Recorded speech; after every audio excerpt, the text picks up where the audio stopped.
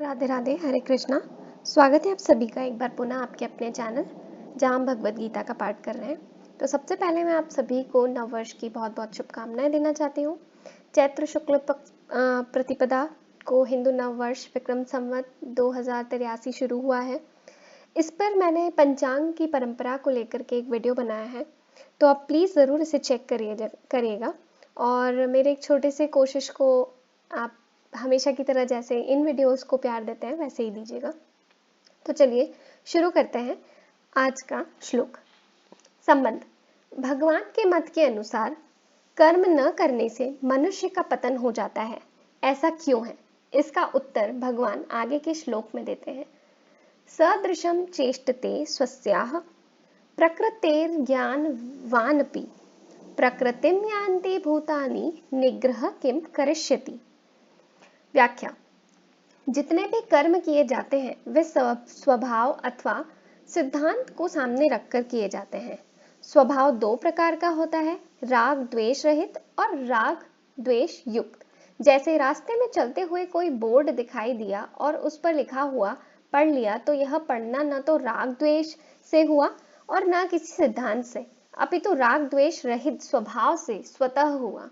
किसी मित्र का पत्र आने पर उसे राग पूर्वक पढ़ते हैं और शत्रु का पत्र आने पर उसे द्वेष पूर्वक पढ़ते हैं, तो यह पढ़ना राग द्वेष युक्त स्वभाव से हुआ। गीता, रामायण आदि सत शास्त्रों को पढ़ना सिद्धांत से पढ़ना हुआ।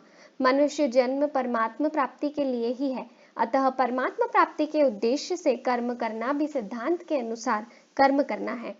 इस प्रकार देखना, सुनना, सूंघना, स्पर्श करना आदि मात्र क्रियाएं स्वभाव और सिद्धांत दोनों से होती हैं। राग द्वेष रहित स्वभाव दोषी नहीं होता, प्रत्युत राग द्वेष युक्त स्वभाव दोषी होता है।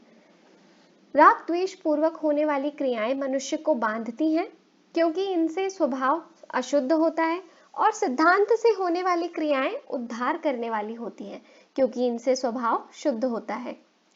स्वभाव अशुद्ध होने के कारण ही संसार से माने हुए संबंध का विच्छेद नहीं होता। स्वभाव शुद्ध होने से संसार से माने हुए संबंध का सुगमता पूर्वक विच्छेद हो जाता है। ज्ञानी महापुरुष के अपने कहलाने वाले शरीर द्वारा स्वतः क्रियाएं हुआ करती थी हैं, क्योंकि उसमें कर्तृत्वाभिमान नहीं होता। परमात्मा प्राप्ति चाहने वाले साधक की क्रियाएं सिद्धांत के अनुसार होती हैं। जैसे लोभी पुरुष सदा सावधान रहता है कि कहीं कोई घाटा न लग जाए, ऐसे ही साधक निरंतर सावधान रहता है कि कहीं कोई क्रिया राग द्वेष पूर्वक न हो जाए। ऐसी सावधानी होने पर साधक का स्वभाव शीघ्र शुद्ध हो जाता है और परिणाम स्वरूप कर्म बंधन से मुक्त हो जाता है। यद्यपि क्रिया मात्र स्वाभाविक ही प्रकृति के द्वारा होती है, तथापि अज्ञानी पुरुष क्रियाओं के साथ अपना संबंध मानकर अपने को उन क्रियाओं का कर्ता मान लेता है। पदार्थों और क्रियाओं से अपना संबंध मानने के कारण ही राग द्वेष उत्पन्न होते हैं, जिनसे जन्म मरण रूप बंधन होता है। परंतु प्रकृति से संबंध न मानने वाले साधक अपने को सदा अकर्ता ही देखता है। स्वभाव में मुख्य दोष प्राकृत पदार्थों का राग ही है। जब तक स्वभाव में राग रहता है तभी तक अशुद्ध कर्म होते हैं। अतः साधक के लिए राग ही बंधन का मुख्य कारण है। राग माने हुए अहम में रहता है और मन, बुद्धि, इंद्रियों और इंद्रियों के विषयों में दिखाई देता है। अहम दो प्रकार का है, चेतन द्वारा जड़ के साथ माने हुए संबंध से होने वाला तादात्म्य रूप अहम, दूसरा जड़ प्रकृति का धातु रूप अहम। महाभूता निहंकारः। जब जड़ प्रकृति के धातु रूप अहम में कोई दोष नहीं है, क्योंकि यह अहम मन, बुद्धि, इंद्रियों आदि की तरह एक करण ही है, इसलिए संपूर्ण दोष माने हुए अहम में ही है। ज्ञानी महापुरुष तादम्य रूप अहम का सर्वथा अभाव होता है, अतः उसके कहलाने वाले शरीर के द्वारा होने वाली समस्त क्रियाएं प्रकृति के धातु रूप अहम से ही होती है। वास्तव में समस्त प्राणियों की सब क्रियाएं इस धातु रूप अहम से ही होती हैं, परंतु जड़ शरीर को मैं और मेरा मानने वाला अज्ञानी पुरुष उन क्रियाओं को अपनी तथा अपने लिए मान लेता है और बंध जाता है। कारण कि क्रियाओं को अपनी और अपने लिए मानने से ही राग उत्पन्न होता है। यद्यपि अंतःकरण में राग द्वेष न रहने से ज्ञानी महापुरुष की प्रकृति निर्दोष होती है और वह प्रकृति वशीभूत नहीं होता, तथापि वह चेष्टा तो अपनी प्रकृति के अनुसार ही करता है। जैसे कोई ज्ञानी महापुरुष अंग्रेजी भाषा नहीं जानता और उससे अंग्रेजी बोलने के लिए कहा जाए तो वह बोल नहीं सकेगा। वह जिस भाषा को जानता है उसी भाषा में बोलेगा। यहाँ पे एक एग्जाम्पल दे रही हूँ, जैसे मुझे संस्कृत का इतना ज्ञान नहीं है, तो अब मेरी हालत तो आप सभी देख ही पा रहे हैं कि कैसी हो जाती है श्लोक पढ़ते समय। तो बस वही बात है, भगवान भी अपनी प्रकृति स्वभाव को वश में करके जिस योनि में अवतार लेते हैं उसी योनि के स्वभाव के अनुसार चेष्टा करते हैं। जैसे भगवान राम या कृष्ण रूप में से मनुष्य योनि में अवतार लेते हैं तथा मत्स्य, कच्छप, वराह आदि योनियों में अवतार लेते हैं, तो वहां उस योनि के अनुसार ही चेष्टा करते हैं। तात्पर्य है कि भगवान के अवतारी शरीरों में भी वर्ण योनि के अनुसार स्वभाव की भिन्नता रहती है, पर परवशता नहीं रहती। इसी तरह जिन महापुरुषों का प्रकृति जड़ता से संबंध विच्छेद हो गया है, उनमें स्वभाव की भिन्नता तो रहती है पर परवशता नहीं रहती, परंतु जिन मनुष्यों का प्रकृति से संबंध विच्छेद नहीं हुआ है, उनमें स्वभाव की भिन्नता और परवशता दोनों रहती है। यहाँ स्वस्याह पद का तात्पर्य है कि ज्ञानी महापुरुष की प्रकृति निर्दोष होती है, वह प्रकृति के वश में नहीं होता, प्रत्युत प्रकृति उसके वश में होती है। कर्मों की फल जनकता का मूल बीज कर्तृत्वाभिमान और स्वार्थ सिद्धि है। ज्ञानी महापुरुष में कर्तृत्वाभिमान और स्वार्थ बुद्धि नहीं होती, उसके द्वारा चेष्टा मात्र होती है। बंधन कारक कर्म होता है, चेष्टा या क्रिया नहीं, इसलिए यहाँ चेष्टते पद आया है। उसका स्वभाव इतना शुद्ध होता है कि उसके द्वारा होने वाली क्रियाएं भी महान शुद्ध एवं साधकों के लिए आदर्श होती हैं। पीछे के और वर्तमान जन्म के संस्कार, माता पिता के संस्कार, वर्तमान का संग, शिक्षा, वातावरण, अध्ययन, उपासना, चिंतन, क्रिया, अभाव आदि के अनुसार स्वभाव बनता है। यह स्वभाव सभी मनुष्यों में भिन्न भिन्न होता है और इसे निर्दोष बनाने में सभी मनुष्य स्वतंत्र हैं।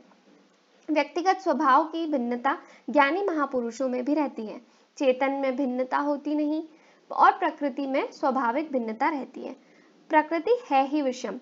जैसे एक जाति होने पर भी आम आदमी के वृक्षों में अवान्तर भेद रहता है, ऐसे ही प्रकृति शुद्ध होने पर भी ज्ञानी महापुरुषों में प्रकृति का भेद रहता है। ज्ञानी महापुरुष का स्वभाव शुद्ध होता है, अतः वह प्रकृति के वश में नहीं होता। इसके विपरीत अशुद्ध स्वभाव वाले मनुष्य अपनी बनाई हुई परवशता से बाध्य होकर कर्म करते हैं। जिनका स्वभाव महान शुद्ध एवं श्रेष्ठ है, उनकी क्रियाएं भी अपनी प्रकृति के अनुसार हुआ करती हैं। फिर जिनका स्वभाव अशुद्ध है, उन पुरुषों की क्रियाएं तो प्रकृति के अनुसार ही होंगी। इस विषय में हट उनकी काम नहीं आएगा। जिसका जैसा स्वभाव है उसे उसी के अनुसार कर्म करने पड़ेंगे। यदि स्वभाव अशुद्ध हो तो वह अशुद्ध कर्मों में और शुद्ध हो तो वह शुद्ध कर्मों में मनुष्य को लगा देगा। अर्जुन भी जब हठ पूर्वक रूप कर्तव्य कर्म का त्याग करना चाहते हैं, तब भगवान उन्हें यही कहते हैं कि तेरा स्वभाव तुझे बलपूर्वक युद्ध में लगा देगा, क्योंकि तेरे स्वभाव में क्षात्र कर्म करने का प्रवाह है। इसलिए स्वाभाविक कर्मों से बंधा हुआ तू परवश होकर युद्ध करेगा, अर्थात इसमें तेरा हठ काम नहीं आएगा। जैसे 100 मील प्रति घंटे की गति से चलने वाली मोटर अपनी नियत क्षमता से अधिक नहीं चलेगी, ऐसे ही ज्ञानी महापुरुष के द्वारा अपनी शुद्ध प्रकृति के विपरीत चेष्टा नहीं होगी। जिनकी प्रकृति अशुद्ध है, उनकी प्रकृति बिगड़ी हुई मोटर के समान है।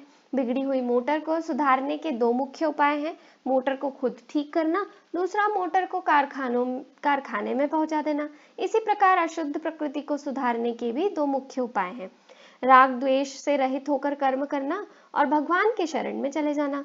यदि मोटर ठीक चलती है तो हम मोटर के वश में नहीं हैं, और यदि मोटर बिगड़ी हुई है तो हम मोटर के वश में हैं। ऐसे ही ज्ञानी महापुरुष प्रकृति के शुद्ध होने के कारण प्रकृति के वश में नहीं होता, और अज्ञानी पुरुष प्रकृति के अशुद्ध होने के कारण प्रकृति के वश में होता है। जिनकी बुद्धि में जड़ता का ही महत्व है, ऐसा मनुष्य कितना ही विद्वान क्यों ना हो, उसका पतन अवश्यंभावी है। परंतु जिसकी बुद्धि में जड़ता का महत्व नहीं है और भगवत प्राप्ति ही जिसका उद्देश्य है, ऐसा मनुष्य विद्वान न भी हो तो भी उसका उत्थान अवश्यंभावी है। कारण कि जिसका उद्देश्य भोग और संग्रह न होकर केवल परमात्मा को प्राप्त करना ही है, उसके समस्त भाव, विचार, कर्म आदि उसकी उन्नति में सहायक हो जाते हैं। अतः साधक को सर्वप्रथम परमात्मा प्राप्ति का उद्देश्य बना लेना चाहिए। फिर उस उद्देश्य की सिद्धि के लिए राग द्वेष से रहित होकर कर्तव्य कर्म करने चाहिए।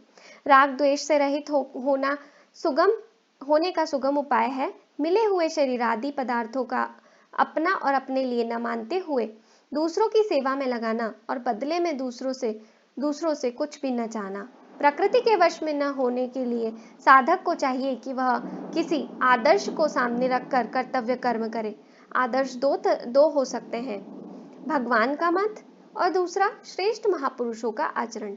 आदर्श को सामने रखकर कर्म करने वाले मनुष्य की प्रकृति शुद्ध हो जाती है और नित्य प्राप्त परमात्मा तत्व का अनुभव हो जाता है।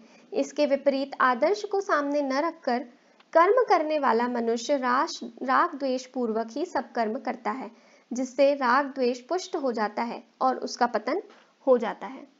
जैसे नदी के प्रवाह को हम रोक नहीं सकते पर नहर बनाकर मोड़ सकते हैं, ऐसे ही कर्मों के प्रवाह को रोक नहीं सकते पर उसका प्रवाह मोड़ सकते हैं।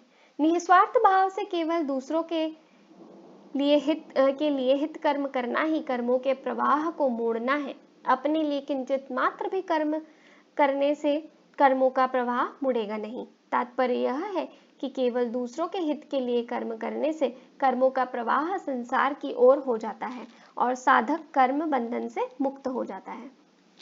परिशिष्ट भाव।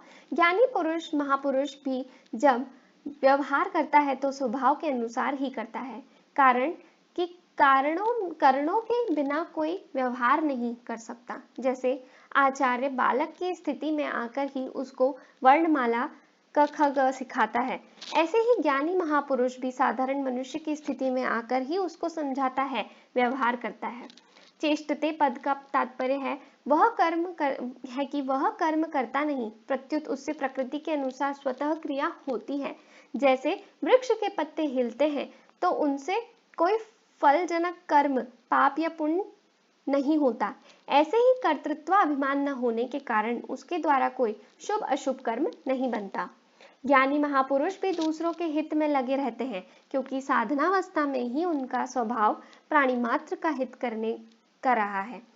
सर्वभूत हिते स्मृता, इसलिए कुछ भी करना, जानना और पाना शेष न रहने पर भी उनमें सबका हित करने का स्वभाव रहता है। तात्पर्य है कि दूसरों का हित करते करते जब उसका संसार से सर्वथा संबंध विच्छेद हो जाता है, तब उनको हित करना नहीं पड़ता, प्रत्युत पहले के प्रवाह के कारण उनके द्वारा स्वतः दूसरों का हित होता है।